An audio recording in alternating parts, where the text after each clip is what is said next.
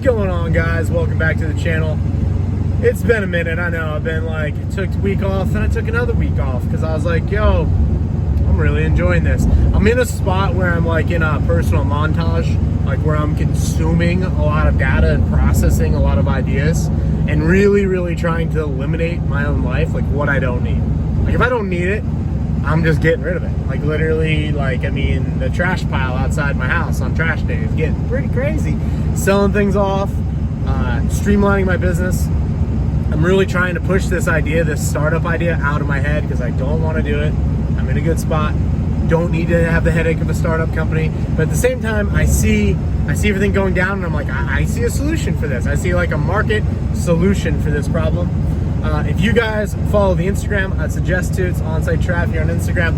I would suggest doing that. Some of you guys are on the biodiesel alternative fuel email list. If you want to get on that, send me an email. I'll put my email up on the screen here. Send me an email. Be like, yo, got to get on that list real quick. Had links on Instagram and stuff for people to join. Kind of going to close that off this week or so. But I was trying to get a larger data set. So essentially, I've been messing with biodiesel and alternative fuel stuff since 2007 when I bought this truck. One of the reasons I bought this truck. And I did it with one of my buddies that raced he's the first guy to race the Baja on waste vegetable oil, not biodiesel, like heated up, filtered waste vegetable oil. He raced it in a 2005 Duramax. Pretty cool. We're actually talking about going down there and doing the Baja in like little ATV things or something like that. I guess a couple of my buddies are like getting kind of serious about it, but it hasn't, like we haven't made plans yet, but like it's been talked about a few times. So anyway, one of my buddies was the first guy to do that on waste vegetable oil, which is kind of cool, and it got me into that stuff. So if you want to get on that list, hit me up in the email and be like, yo, I want to get on that list. Been busy with silver sales, a lot of silver sales lately, some gold, but a lot of silver. I need to make more content on why the premiums on American Eagles are so insane, and not the clothing brand, but the American Eagle, like the $1 coin. Premiums have been insane. Been trying to steer some people away from that, actually, because like the premiums have been, we typically at our brokerage have the best premiums. I mean, we really do. For orders under 2,000 bucks, probably best to go to your local coin store, maybe. Not that we couldn't get you a better price, but it's just like, it's a small order for us to deal with and ship and stuff. And shipping's like 15 bucks flat rate. Like we lose money on it. It's kind of like part of the brand that my broker, has set up, because he's like, that's what our brand is. Like we get people their metal delivered to their house, and we don't really charge them for it. We just charge them like a boxing fee. But nonetheless, I need to make a video on that. But the short of it is that $1 printed on it by the U.S. Mint gives you a lot of financial power. There are two assets that are non-reportable to the IRS. One of them is land held offshore in a obviously non-U.S. land. You don't have to report that to the IRS. I might own 1,000 acres in Mexico. It's not a reportable asset. And then two is any metal held in a non-financial institution, precious metal, in a non-financial institution held offshore as a U.S. citizen. Now, we are U.S. citizens. People get mad about this, but like you are like the largest population of slaves that have ever existed. I know people are like, oh, you can't use the word, but I did though. And you can't, if you look at your passport, it says property of the United States government. I'm not talking about the passport, it's talking about you. And if you leave the United States, you owe them an income tax forever and always. Not like that with many other countries, pretty much every other country. You're out of the country for more than 12 months, you don't owe an income tax. North America or America, you owe an income tax. What made America great once upon a time was pre-1913, we had no Federal Reserve, and we had no income tax. But Trav, who built the roads? The same people who built the roads before there was an income tax. And they were nice roads, by the way. They were nice roads. Better roads than what we had now, really. I mean, same people who built them. They would be private. They would be toll-like roads. They would be use roads. You would pay to use them. No. Well, you're already paying for it. You pay 35 cents a gallon for it now, dude. Like, you pay a lot less if they were private roads. But anyway, government would have less power and less control of your lives. The North Americans, or Americans, sorry to throw the Canadians under the bus like that, and the Mexicans, really. Like, I don't want to offend the Mexicans. I am more bullish on Mexico than I am Canada. I am more bullish on Canada, kind of, than I am America. So, do not take offense to this, Mexicans, because I'm trying to go down there and hang with you guys. I've been looking at your laws and like what it takes to get a residency permit there and what it takes to buy property there. And anyway, trip coming up for that relatively, not soon, but headed up to Canada here this next trip. But after the Canadian trip, going down to Mexico. Nonetheless, when you move that dollar and it says US dollar on it, and you've been through customs before perhaps, and they ask you, sir, ma'am, are you bringing with you more than $10,000? No, the answer is no, I'm not. Now, just because that thing might be worth $40, or someone will pay that, it is actually $8. The US financial system was set up originally on metal. It was set up on silver, copper, and gold, and that's why there's a ratio there. There's 1 ounce of gold equaled 20 ounces of silver. 1 ounce of silver equaled 100 pennies of copper, and all of those ratios worked out. So if you were to like look at it, like 1,000 pennies would equal a thing of gold, and you could do all the math: copper, silver, gold, and the economy would balance itself. Oil prices and mining prices, they would balance itself. And actually, we had a really good stable period of history from like 1800, really 1860s, late 1860s to 1913, one of the best periods of history that I'm aware of for the planet. And then 1913, the bankers get a hold of it. They start a little war action, 1917. That war continues on in 1940. There's a little break in the middle for the Depression. There's a good time though. It was a good time when they figured out some currency printing in the 20s. Some people were making their own fuel, and that was not looked upon well by the elites at the time, which were Daddy Rockefeller. And Daddy Rockefeller hung out with Granddad Gates, and they worked on a eugenics program. And Daddy Gates, and he gave birth to William Gates. We like to call him Kill Gates. He should be under trial and indicted, in my opinion, but America's too fake and gay to do the right thing. And also, some of these guys that did 08, the banksters and stuff, why did no one go to jail? Like, how do we have like Congress people that are doing insider trading and front running the market and they're not going to jail? I don't know. Because America has fallen. It's just taking a while for people to realize that. Although I'm super optimistic about where we go from here. I'm gonna make a secondary video today on where we go from here. I'm super optimistic that we're gonna win, and it's non-violent. Might get a little at the end, but it's non-violent, most of it.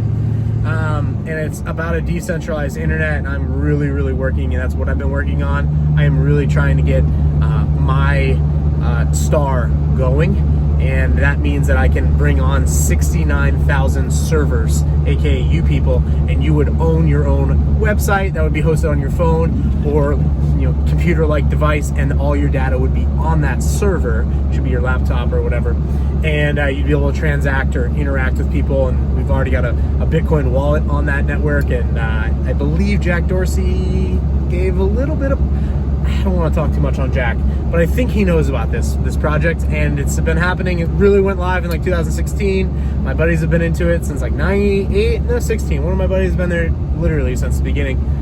Started earlier than that, but one of my buddies has been involved with it, and he's helped me set all our stuff up. So anyway, more on that later, but I think that the solution here is building a parallel economy, parallel system, and moving currency flows to that parallel system. Essentially moving the transaction of money over to that system. Therefore, it is out of taxable reach, and it is private and non-seen. And we are probably further away than I would like to think on that, but I think that that's where we're heading. I just think more pain is needed. These Americans need to have $10 fuel, $20 fuel. I think we're gonna have $21 fuel by 2030. Because when I do the math on what we have to print for the boomers, we owe the boomers $95 trillion. We have $30 trillion in national debt, which is nothing. And I mean, it's 133% of our GDP, which is our gross domestic product, so it's a lot. But I don't think it's that important, really, as odd as it is to say that, because what really matters is that we have to print an additional 95 or default. And so we will have, and we're running a deficit of about $1 trillion a year, and that's before we do any stimulus bills and stuff. So by 2030, we should have about 155 trillion on the national debt, which means the currency supply will have grown from $8 trillion asset class to whatever it takes to float a $150 trillion economy. I think it's probably more like 30, 40 trillion in like actual currency, not necessarily physical, but digital. And then you have something that's called the velocity of money. How often does that bill change hands or that dollar change hands? I might have the bill today. I'm going to go do something for a homeowner right now, and Stump Grinder in the back. They're going to give me a bill. I'm going to go over to my buddy Jordy's place right here. I'm going to get some fuel from him later. So he's going to take it. He might take it and give it to Bud Light, and then Bud Light might go and give it to their employee, and that whole thing. Like, that's how currency flows. It's called velocity. And when velocity speeds up, so does inflation. When velocity slows down, most times so does inflation. When they print, so does inflation. So there's kind of a multi-gadget thing that's going on there. But that's where we're at. So we have to increase the currency supply by another 4 to 5x, which means the fuel right now is 4 or 5. Let's just go 5 on diesel fuel. You would increase the money supply by 4. This is given that you increase you stay with demand and stuff, which I don't think is going to happen, but it's your best case scenario. You increase the money supply by 4, fuel goes from $5 to $20. That's just the math. And I think that that's pretty much what's going to happen. And that will shift you plebs to where we need you to be, which is more fake and gay. We need you to be fake and gay. They want us to be like that, let's put it that way. But basically, like, we don't want you to drive around in big cars. It's unnecessary. And to a point, I kind of agree with it. But the idea or the age of cheap energy is probably over. And so therefore, we have this new problem, which is Bitcoin. There's a lot of people, like I see in the comments, oh, Bitcoin's a scam. Well, like Russian oil is being sold in Bitcoin. By the way, those Russian oil stocks, we're doing pretty good, aren't we, boys? I know, I've read the comments. People are like, you lost all your money. It's like, one, I didn't put all my money into it. Okay, number two, I bought on the way down and I dollar cost averaged in, and then I doubled down every time it dropped by 50%. And I did really well because I think my average cost on Luke Oil was like $14, $18. I think it's trading in Moscow right now, like $56. So yeah, we're doing okay. We're doing good. A lot of hate in the comments though. A lot of hate in the comments. Anyway, Bitcoin's this 51% attack on global energy. A lot of people think it's a scam, but 15 years from now, people will be like, oh shit, Bitcoin's like $5 million of Bitcoin. Yeah, pretty much. I mean, $5 million buys you what $1 million used to, because the money and supply increased by 5. But yeah, Bitcoin's $1 million thing. And so therefore, the cost to mine a Bitcoin will be about that. So the cost of electrical energy will actually be best used mining Bitcoin rather than doing almost any other activity. People don't see this happening. So the answer, the only way to respond to that, as a person in power, elite, a government official, local mayor, anyone like that, would be make the cost of energy, marginal cost of energy, 0. That's the answer. Make the marginal cost of energy 0. It's like, how would you do that? Nuclear plants, basically, hydropower, solar certainly has a role, geothermal, all these things. Oil, I mean, the Saudis can mine or drill oil about $1.50, $2 a barrel, all right, 55 gallons in a drum, all right, so they're, but basically you got to get the marginal cost of energy basically to 0, and then that solves all your problems, and it moves you into a renaissance where you have like this very consistent currency. We saw this in the last Renaissance, where I believe it was the Francis, I want to say it's like the Francis, but it's not. City in Italy, starts with an F. You'll throw it in the comments and I'll just pin the comment. That's what it is. Anyway, they had a gold coin essentially, and it was not devalued for 400 years. This is to our record the longest time in history that human beings and government, our kings or whoever, hadn't debased their currency for the longest period of history, and that's your Renaissance era. And then of course they debase the currency in the end. You get the Dark Ages, and then you come out of it.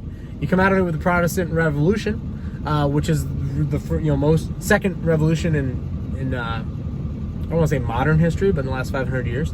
And it was a printing press. Some dude named Martin Luther used the printing press to fight the church, and a lot of people died. And ultimately led to the Pilgrims, and they left to find new land. And ultimately, 200 years later, there's the advent of the rifle, which is where we spin a musket ball instead of just throwing a musket ball out the cannon, if you will.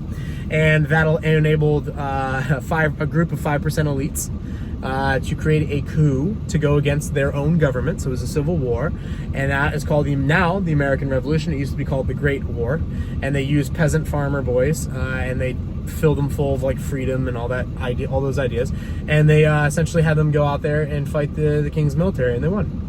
And then there was hyperinflation, and then there was American anarchy period for 10 years where all the people that didn't support him were formerly called Tories. They all died, and then the first president of the United States got fired and written out of the history books. And then about a decade later, we brought in a military dictator named George Washington to restore order with his soldiers, and he literally did some things that are non-sayable on this channel to restore order. And then they had the then basically we move into like this new system of governance, and we become an American empire after the Civil War, which is really the war of failed secession or northern aggression, which is the better way to say it because Lincoln loved slaves. No, he didn't. Yeah, he did, dude. Read a freaking history book. He freaking loved. It wasn't even on the table for the first 2 years. It wasn't even a negotiation point. But nonetheless, the American empire will tax you anywhere you go, but when you have precious metals, you can move them and they're non-reportable. And that's why you pay the premium for the American dollar that is untraceable. And if you don't have any, you probably need some. I would love to jump on a phone call with you. If you're buying smaller quantity than 2,000, it's not that I don't want to talk with you. It's just that probably not worth my time and maybe yours. Where you can develop a relationship locally, and I will try to put out content so you know what you're doing, what you're looking for, what type of premiums you're looking to pay. If you're looking to move part of like a retirement account, you can actually do that with precious metals, which is pretty cool. And it's kind of not really talked about, but you could take physical possession of a IRA that you moved into physical metal. Super not looked upon nicely, but it is possible. It's legal. The rules for metal is really, really interesting. It's like how the elites move money. Like when you hear about like Hunter Biden starting an art gallery thing or whatever, it's because it's the best way to launder money. Art is a legal form.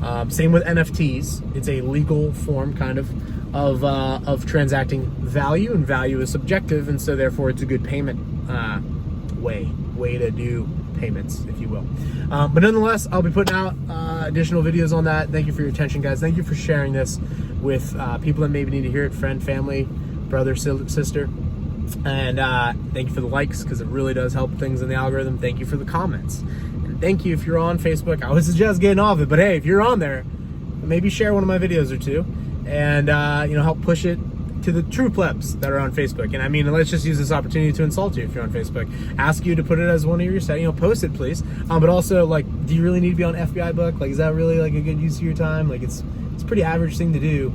But nonetheless, hey, I'm on Instagram, so it is what it is. But it's just, I don't know. I mean, we need to get away from these centralized platforms and move to decentralized communication. That's where we're going from here. So anyway, guys, until next video, see you later.